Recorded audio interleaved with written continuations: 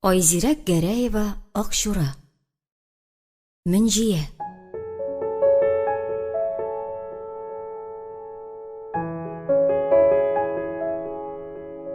Мөхәммәд Закир хәзрәт 1926 елны 6 баласы белән тол калды. Берникадәр вакыттан соң ул тормыш көтәргә хатын, балаларына әни кирәк дип кабат өйләнде. Үги әни балаларга начарлык кылмады, какмады, сукмады. Ләкин 1921-1922 еллардагы ачлык афәтеннән исән калган авыл халкы 1924-1926 елларда гына тын алды. Шушы елларда авылларда иген уңды. Ипи булса тормыш бара диюләре хактыр. Әмма алда ачлык елларында оныттырырдай хәтәр хәлләр көткәне турында фаразланмады. Дөрес, 1927 елның җәй башында ук халык арасында төрле имеш-мимеш сүзләр китте. Правда гәҗите аша халыкка җиткерелгән тышкы куркынычсызлыкны саклау мөһимлеге турындагы рәсми хәбәр төрле рәвешләргә кирип таралды. Сугыш башланачак икән. Англия Советларга каршы сугыш ачарга җыена икән. Америка СССРга сугыш игълан итә диләр. Совет акчалары юкка чыгачак икән. Салымнарны түләми торыгыз, барыбер сугыш булачак. Советларны алып ташлаячаклар. Бер яктан чит илләрдән куркыныч янавы турындагы хәбәрләр. Икенче яктан былай да гомер бакый иген игеп бөгелгән авыл халкын тормышка ашмастай планнар үтәтеп, коточкыч авыр хәлгә калдыру. Бер-бер артлы җыелган салымнар, һәр уңышны кырып-себереп диярлек дәүләткә тапшырту. Буларның берсе дә әлбәттә эссез узмады. Ризасызлык әлегә аяк астында, әле бу тарафта, әле икенче яктан тузан бетереп, җен туе ясап йөргән җил белән бер булды. Әбиләрне тыңлавың хәерлерәк. Шул җен туена аягың ләксә, җенләнеп китүең бар диләр. Чынлыкта исә хөкүмәтнең илгә куркыныч янавы хакындагы уйдырмасы һәм тышкы дошманнардан саклану идеясе ил эчендә советлар хакимлеген ныгыту, каршы килүчеләрне юкка чыгаруда төп корал буларак хезмәт итәчәк иде. Һәм бу корал иң беренче чиратта авылларга таба юнәлдерелде. Тел сөяксез бит, адәм баласы сөйләшми тормас. Әмма баштарак төрле сүзләрне әйтергә җөрьәт итсәләр дә, аннары телләрен тешләделәр.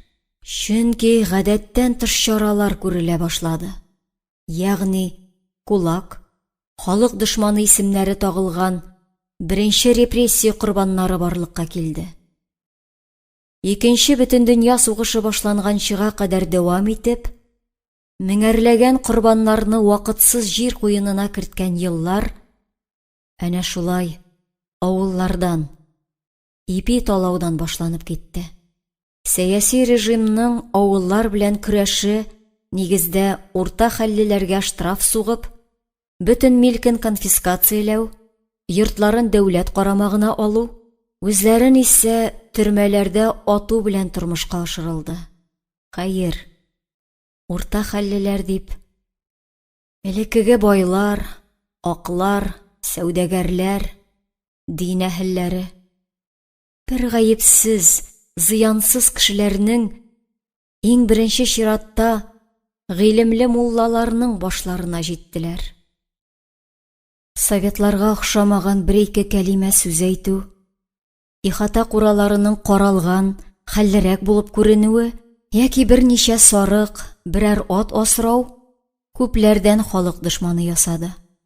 Әнә күрше авылдан бер мескенне советларга каршы шаяртып такмага иткәнгә алып киткәннәр дип ишеттерделәр. Бераз мал-мөлкәт җыйганнар арасында үзләрен алырга килгәнне минутлап көтүчеләр дә, Кулга алачакларын белгәч, гомер буе тырышып корган дөньяларын ташлап качканнары да ишәйде. Төнлә бәреп керәләр һәм берни аңлатмыйча, мәҗбүри рәвештә үзләре белән ияртеп алып чыгып китәләр. Хатыннары, балалары өйдә, урамда акырышып елашып кала. Елаудан ни файда? Бу хәлләрне тора-бара авыл билгесез урлаулар дип атады. Ни өчен? Нигә килгәннәр? Кая алып киткәннәр? Икенче, өченче көнне аннары табылганмы? Күрүче бармы? Бар сорауга бер җавап. Билгесез. Димәк, урлаганнар? 1927 елның кышкы салкын бер төнендә Мөхәммәд Закир ипләп кенә тәрәзә чирткән тавышка уянды. Ир мич янына кибәргә куелган киез итеген сузылып алып, ялан аякка гына киде дә баскычка чыкты. Кем бар? Абзый, акырма, Мөхәммәд Закир капкага аркасы белән сеңгән һәм як-ягына каранган күршесен танып алды. Нәмә эшләп йөрисең төн уртасында? Йөрмәем. Мин монда булмадым. Мин сөйләмәдем, яме? Нәмә? Абзый, сине иртәгә алырга киләләр дим. Каян беләсең? Ишеттем. Бүген җитешмәделәр. Сине иртәнгә калдырдылар. Бәхетең. Мин нигә кирәк аларга? Бер нәмә калдымы? Аласын алдылар. Күршесе бер мизгелгә сакланырга кирәген онытты ахыры. Аңга китерергә тырышкандай, җилкәсеннән тотып каты гына селкетте.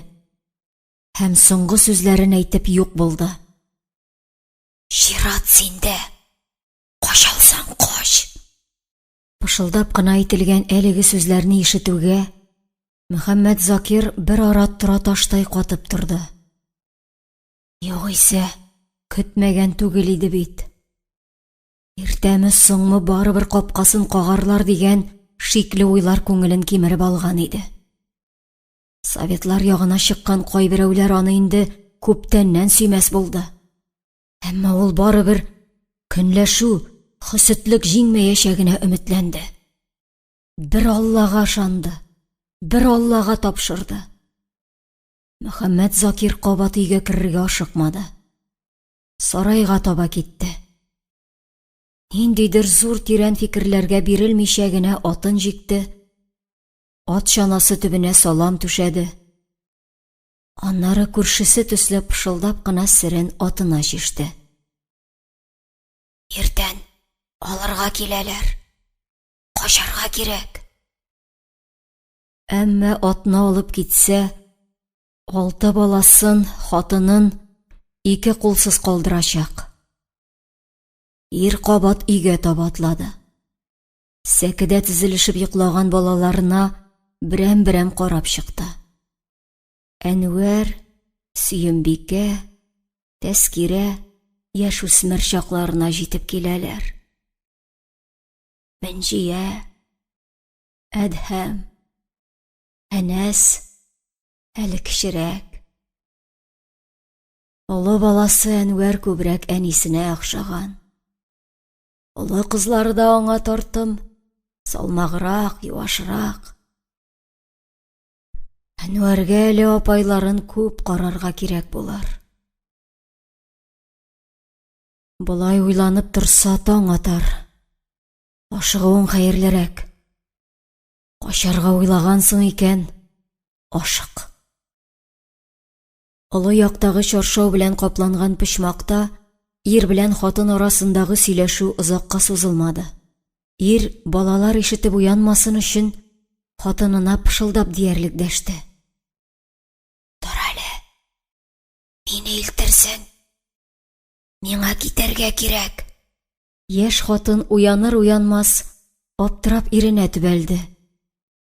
Ул арада инде Мөхәммәд Закир киенергә кереште. Кая барасың? Китәргә кирәк дим. Ишетмәйсеңме әллә? Ат белән урманнан чыгарып куярсың да кире кайтырсың. Хәзерме? Төн уртасындамы? Тиздән таң ата башлар. Бүре тулы урманга чыгып китәргә башыңа тай типмәгәндер бит. Ярый. Син балалар белән кал. Чаршау артындагы сөйләшү шуның белән бетте. Ир балалары тезелеп йоклаган сәкегә таба юнәлде. Мөнҗия, кызым, тор әле. Киен. Апайларыңны уятмый гына тор. Әти, нәмәгә? Күп сөйләшмә. Кыз йокы аралаш киенде, әтисе артыннан иярде.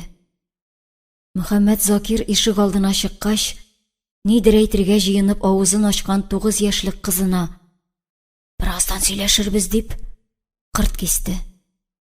Алар шулай тавыш-тынсыз ат чанасы төбенә яттылар да, авылдан чыгып, урман эчендәге юлдан киттеләр. Мөнҗия бу юлның пристаньга илткәнен яхшы белә. Әмма һич кенә дә төн уртасында чыгып китүләрен аңламады. Аның өстенә йокы басты. Йокы аралаш әтисенең әле бер, әле икенче җырны ипләп кенә көйләргә тырышканы ишетелә. Әнисе исән чакта аның һаман «Во поле береза стояла» киен сызгырып йөргәне күз алдына килде. Йокы аралаш елмаеп куйды. Мөхәммәд Закир кызының ирен чите белән генә елмайганын күреп алды. Йөрәге сыкрады. Күзләренә килгән яшьләрен бияле ярты белән сыпырып куйды. Балаларын тагын күрерме ул? Туган җирен тагын шушы урман буйлап бер узармы? Сораулары йөрәген телгәләде. Җаныннан сыкрап чыккан авыл көйләре белән аларга җавап киләде. Ерак җирдән күренәдер Агыйделнең ак ташы. Кайда барып, кайда йөрми, ир башкайлары белән ат башы. Алла бирсә кайтыр. Балалары бит өйдә, түбә астында кала. Аларның бер гаебе юк, бер нишләт алмаслар. Авылдашлары күрше тирә ташламас. Үзе бераз качып йөрер дә кайтыр. Аның гаепсез икәнлеге ачыкланыр. Тик хәзер ул балаларын ташлап киткән әтигә әйләнде. Ташлавы түгеллә, качып китүе каһәр суксын. Әгәр качмаса, нишли аласың?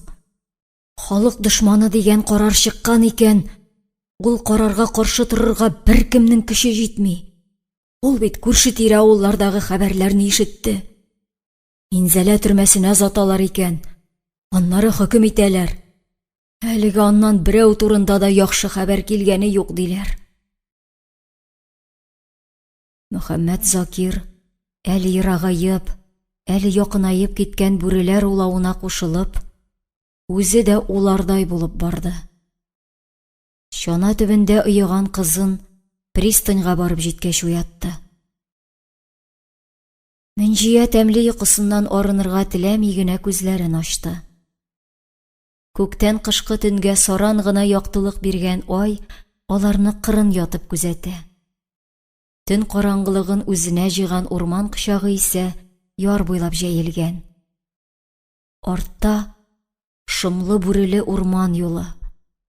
Алда бозга капланган Агыйдел. Тагын да ерактарак каршы ярда өйләр күләгәсе шәйләнә. Күрәсең, алар пристаньнан да ераккарак киткәннәр. Мөнҗия бу тирәләрне хәтерләми. Бәлки, төн уртасы булганга танымыйдыр. Менә әтисе тар юлда атын борырга тырыша. Ниһаять, ат килгән юлга, урманга карап басты. Бурганда яртылаш ауган чана тигезләнде, үз юлына ятты. Димәк, хәзер кайтып китәчәкләр. Ә алар бирегә нигә килделәр соң? Әтисе чана төбендәге салам астыннан бер янчык тартып алды. Куенына кыстырды. Аннары әйтерсең бер төш күрде. Әтисе чанага кабат тезләнде. Кызын кочагына кысты. Һәм аның бәгыреннән үксеп чыккан соңгы сүзләре ишетелде. Кечерегез мине, балакайларым. Ат акрын гына урман юлы буйлап кайту ягына таба атлады.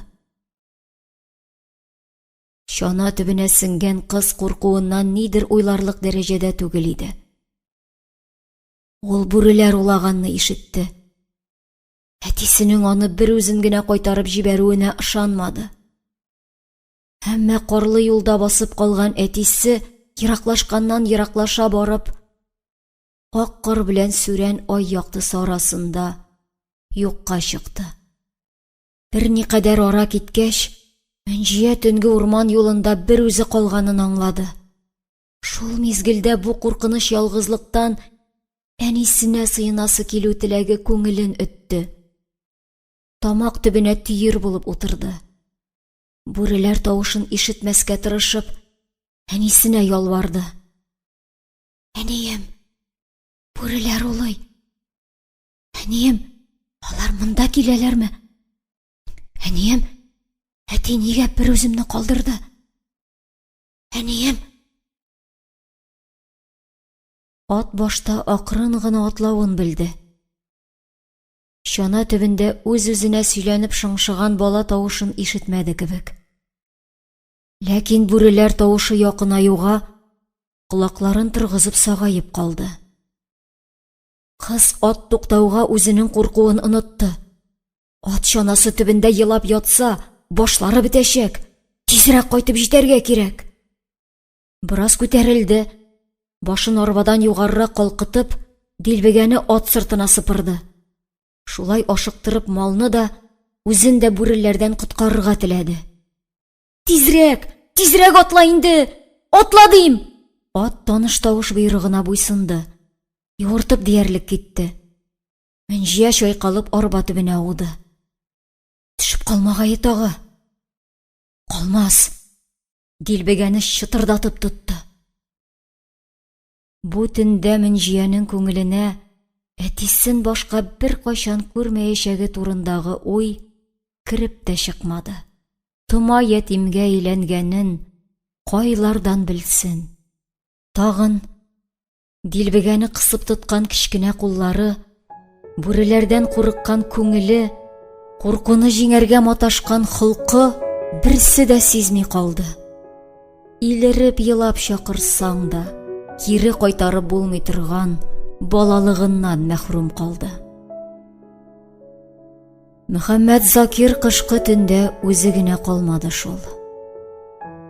Кызының балалыгын әллә үзе белән алып китте, әллә карларга күмеп китте. 3-нче бүлек. Әгәр әтисе төнлә качмаган булса, тотып атарлар иде микән? Алар бит әнә тупсадан ук атагыз кая дип кычкырып кирделәр. Берсе дә аның өйдә юклыгын белми иде әле. Каян белсеннәр? Уянып торып кына маташкан вакытлары. Әнә абыйсы атабзарына йөгерде, шундадыр дип. Апалары кинәт килеп кергән 3-4 адәмнән куркып калганнар. Хәтта үги әниләре дәшмәс булган.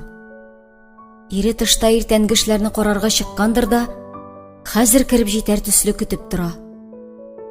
Әмма әтиләре бер кайдан табылмады. Шунда өйләренә бәреп кергән абзыйларның җитәкчесе теш арасыннан гына ысылдап нәтиҗә ясады. Качкан димәк. Аннары туздырып ташланган сәкегә утырды. Балаларның әле берсенә, әле икенчесенә сүзеп карады. Өйләрендә башланган тентүне кеше туганнары янына йылышып күзәтеп торган кыз әллә нишләде. Таныш түгел кешеләрнең бәреп кирүләре, шундый чиста, тәртипле өйне пыран-заран китерүләре күңеленә бәрде. Аның өстенә сәкегә кунаклаган абзыйның тоссыз сөйләнүләре, ачулы карашы барысын үтәли күрә төсле тоелды. Мәнҗиянең тәне буйлап калтырау йөгерде. Төнлә әтисе белән урам юлыннан барганны күз алдына китерде. Я Ходаем, әтием, никләр калдырып киттең? Никләр? Карт әби әйткән куркыныч заман шушы буламы? Никләр алар безнең әйберләрне ташыйлар? Никләр? Җавапка әтисенең соңгы сүзләрен кабат ишеткәндәй тойды. Кичерегез, балакайларым. Я Ходаем, бер үк синең урман юлыннан киткәнеңне белә күрмәсеннәр. Артыңнан китеп тотып алырлар. Әтием, мин берәүгә дә әйтмәм. Кыз калтыранып уйларына батып торганда, халык дошманы өен, малын конфисковать итү мәхшәре дәвам итте. Ир зәһәрләнеп балалардан аталарын таптырды. Әмма юньле башлы җавап ишетмәде. Чыннан да алар суга төшкәндә юк булган әтиләренең кайда икәнен берничек тә аңлата алмадылар. Менә шулай Мөхәммәд Закир качкан төн бетеп, иртән җитүгә халык дошманының оясы туздырылды. Ни бар, барысы талап алынды. Өйдән бөтен нәрсәне ат арбасына төяп алып киттеләр. Авыл халкы чираттагы билгесез уралу-югалу турында шыш-пыш килеп алды. Шуннан соң берничә көн узмастан, үги ана мәхшәр эчендә балаларны ялгызларын калдырып, ата-анасы йортына кайтып китте. 6 ятим, халык дошманы балалары исемен күтәреп, урамда калды. Аннары 6 ятим бер-берсен югалтып, дөнья буйлап сибелде. Мәрхәмәтле бәндәләр берәм-берәм сыендырып, туган авылларыннан чит җирләргә алып киттеләр. Бер мөнҗия калды. Бер мөнҗиягә ия табылмады. Олырак балаларны эшкә ярар дигәннәрдер. Кичерәкләрне кызганганнардыр. Баш бирмәс мөнҗияне исә тыңлатып, кулда тотып булмас диделәр күрәсең. Хәтта әтисе гомер бәясе торырлык серне аңа ышанганны, караңгы төндә нәкъ менә мөнҗиясен үзе белән иярткәнне каян белсеннәр? Их, әти, кайда син? Исәнме син? Бүреләр тимәдеме? Салкында туңмадыңмы? Никләр үзең белән алып китмәдең? Кызың хәзер беркемгә кирәкми бит. Беркем үзенә сыендырмый.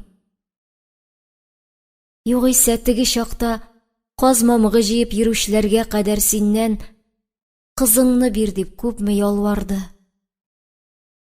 Әти, шулар кабат килмәс микән авылга? Билләһи ияреп китәр идем. Көннәрдән бер көнне юлга чыгарга җыенган күршеләре урамда чарасыз йөргән баланы күреп алды. Нишләр бу бала ялгызы дип, күңелләре йомшарып киттеме?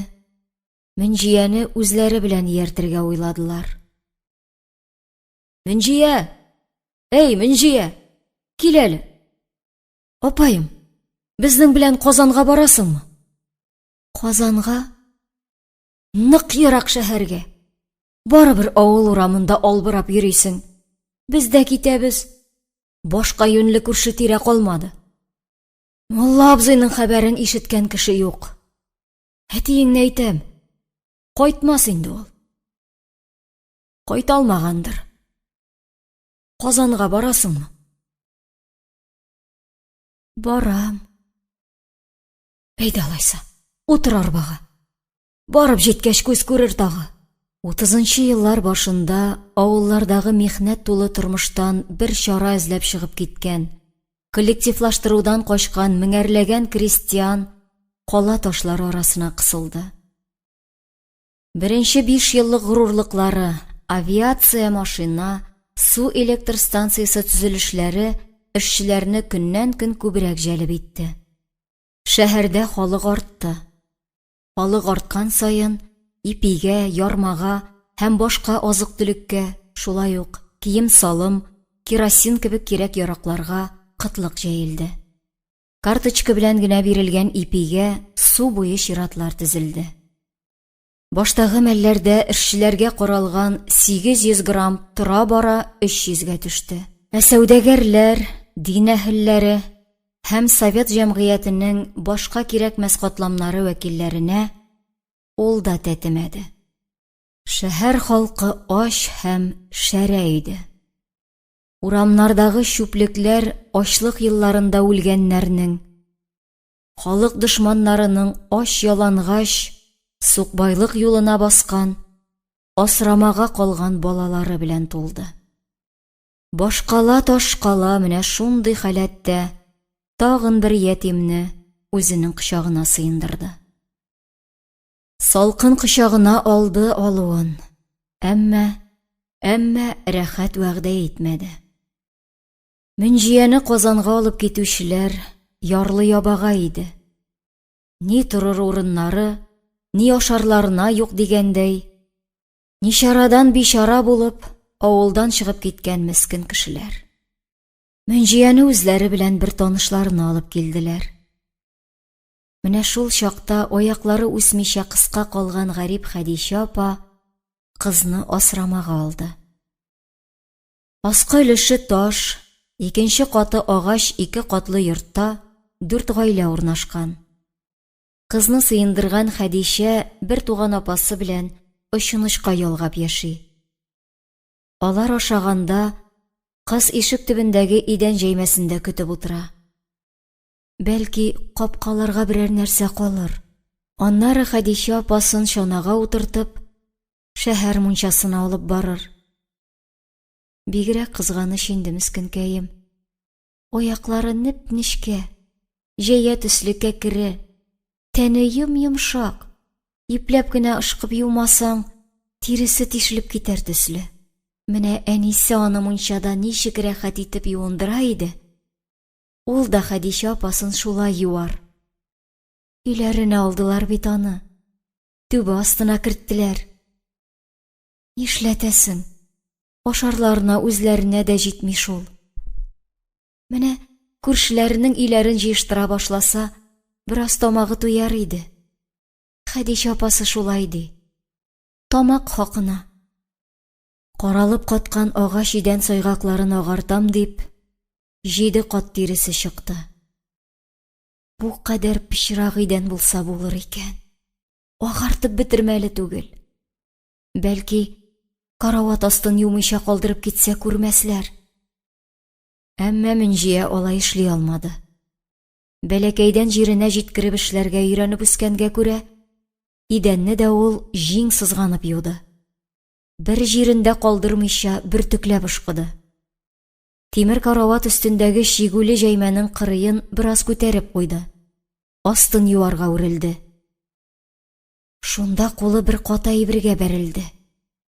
Ни бар дип иелеп караса, бер чемодан акча. Николай акчалары шул кадәр күп. Хәтта чемоданның капкачы ябылмаган. Ачылып тора. Гомерендә беренче мәртәбә шул кадәр күп акча күргән кыз шаккатып күзләрен чемоданнан ала алмады. 10 яшьлек бала өчен бу чемодан төшкә дә кермәгән хәзинәгә бәрабәр иде. 1-2 тәңкәне алганнан гына кимемәячәк. Әнә бит, чемоданны хәтта яба алмаганнар. Бүлтәеп чыккан. Шулай тутырганнарына зарланып тора кебек. Бер ара халык арасында 20нче еллардан соң кулланыштан чыккан Николай акчалары кире кайтачак икән дигән сүзләр таралды. Шуңа күрә саклап торганнар күрәсең.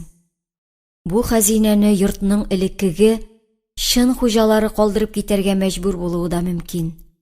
Шулардан калган малдыр. Карточка заманында бер кыйммәтләре калмагач, торалардыр шунда тузан җыеп. Әллә соң аш ялангач асраманы шулай сынап карауларымы? Мөнҗия идән сайгакларын ышкудан ашалган кичкенә куллары белән тузып искереп беткән мунчаласын бар көченә сыкты. Карават астын юган булып кабат иелсә, бары бер кул сузымы ара. Әмма ул бер кайчан кеше әйберенә кул сузмас. Әйтерсең шул карары белән кыз шәһәр тормышы дилбегәсен үз кулына алды. Тора бара бер авырлыктан куркып тормаган, тырыш, эшчән Һәм гарип Хәдичәне үз туган апасыдай караган асрау кызны йортта яшәүчеләр үз иттеләр. Узышлый идән юганын күрсәләр дә мактап китә торган булдылар. Баштарак кызның кала балалары белән генә борчагы пешмәде. Килгәч тә Мөнҗиянең башкачарак сөйләшүеннән көлеп, Нәмәкәй дигән кушамат тагып куйдылар. Нәмәкәй, чыгайда! Нәмәкәй, безгә ярып йөрмәй! Нәмәкәй, килмәй! Эшләрен тотканнар, көлгән булалар тагы. Шыр сөяк үзләре, теткәләнеп беткән киемнәре шул сөякләргә ничек асылынып торадыр. Битле башларын кашып йөргәннәрен белмиләр, көләләр. Хәер, озак үтмәстән кушамат төшеп калды. Шәһәр балалары исә дусларына әйләнде. Чөнки хәерчелек, юклык, ачлык уртак иде. Һәм базар. Шәһәр халкын алдаткан, ачтан коткарган, спекулянтларын яшәткән, ятимнәрне үстергән, күршеләрне күрештергән, якташларны таныштырган, бер казанда кайнаткан базар. Инкыйлабтан соң сәүдә рәтләре ябылгач, җыештырылмагач, Казан базарларын чүп-чар, пычрак баскан иде. Ташландык хәлгә төштеләр. Бары 21нче елга ачлык вакытында гына шәхси сәүдәгәрлеккә рөхсәт бирелү аркасында инкыйлабка кадәр гөрләп торган Казан базарлары һәм урам ярминкәләре яңа сулыш алды. 30нчы еллар башына кадәр Совет хөкүмәте халык ихтыяҗын канәгатьләндерә алмау сәбәпле базарчылыкка күпмедер дәрәҗәдә ирек куюны дәвам итте. Бигрәк тә карточка белән 100 грамм гына ипи ала алган яки бөтенләй карточкасыз калган интеллигенция вәкилләре, авыллардан нигезләрен ташлап чыгып киткән колхозчылар, гыйлем истәгән студентлар һәм башка бик күпләр базарга мохтаҗ булды. Мөнҗия кебек ятим ябага асрамаларга, урамнарда яшәүче балаларга да базар тиеннәрен кызганмады. Мөнҗиянең дуслары белән базарда үз сәүдәләре кайнады. Урам колонкасыннан стаканлап су ташыйлар. Шуны сәүдәгәрләргә, базарга килүчеләргә 1 тиенгә саталар. 1 тиен! Су! Тәмле су! Базар буйлап арлы-бирле чапканда суны түкмәскә, аяк астында яткан чүп-чарга абынып егылганда борынны җимермәскә һәм алырак урам малайлары күренсә тизрәк качарга, югыйсә тиеннәреңнән колак кагуың бар һәм тагын бик күп нәрсәләргә өйрәнде кыз. Чиста су! 1 тиен! Яңгырап торган тавышы базардагы күпләрне үзенә карата. Шуны гына көткәндәй кыз сулы стаканын тотып каршыларына килеп тә баса. Су! Тәмле су! Алыгыз! Базар тормышы никадәр яшәргә өйрәтсә дә, сабак бирсә дә, гыйлемле итми шул. Кыз гыйлемне 7нче шәһәр мәктәбендә укып, тавышсыз кинолар карап, шуларны күрсәткәндә пианинода уйнаучыларны тыңлап, кала тормышы биргән һәр мөмкинлектән бөртекләп диярлек җыйды. Бөртекләп диярлек җыйды. Яхшы һөнәр үзләштерү теләге, акчаны эшләп табу омтылышы аңар кала юлларында адашып калмаска булышты. Югыйсә кала урамнары бит авыл урманнарыннан да хәтәррәк. 4 аяклы бүреләрдән куркынычрак 2 аяклы йырткычлар җитәрлек биредә. Шәһәр тормышы кансыз, җан өшеткеч, салкын. Кыш иртәсендә тукталышта 1нче трамвай килгәнне көтеп торган яшь үсмер кыз өстендә юньле кием булмаганга күрә тәмам өшеде. Юка косынка астындагы колаклары шыгырдап катты төсле. Таңнан торып аяк киеме тегү фабрикасына эшкә ашыккан Мөнҗия һәр иртәдә диярлек трамвайны шулай боз булып каршы ала. Эштә иң авыры аяк киеменең шнур бәйли торган җирен туп-туры итеп тегү. Әмма никадәр генә тырышмасын, кыекка китә. Менә бригадир кыек тегелгән җөйне күреп алды. Һәм кычкырып аяк киемен атып бәрде. Закигова, быгак! Их, җен кудырта торган әбисе 90-га җиткәндә дә инәне үзе саплый торган иде. Ул япь-яшь килеш тигез тегә алмый. Бәлки, шәһәргә килгәч, йогышлы күз авыруы, трахомадан интегүләре нәтиҗәседер. Шәһәр халкы арасында хәерчелек, пычраклык аркасында эпидемия буларак таралган бу яман шир күпләрне дөнья яктысын күрүдән мәхрүм итте бит. Мөнҗияне дә бер ара җәфалады ул. Ләкин кыз үзен караган докторның һәр сүзен тыңлады. Иң беренче нәүбәттә чисталыкны саклады. Шулай тырыша торгач, күзләрен саклап калды. Ләкин менә барыбер кыек теге. Хәер, тегү генә түгел. Берәр әйбер кисәргә бирсәләр дә шулай кыекка кирип китә. Бәлки, икенче хәл аркасындадыр. Бала чагында ниндидер ширдән өзлегеп алуы хәтерендә. Ул үзен мунчага ябып куйганнарын, тәрәзәдән генә ашарга биреп торганнарын хәтерли. Шире башкаларга йогар дип курыкканнар иде шул. Бәлки, шунда караңгы мунчада утырганда күзенә зыян килгәндер. Авыл исенә төшүгә, тау башыннан Агыйдел буйларына карап утырганнары күз алдына килә.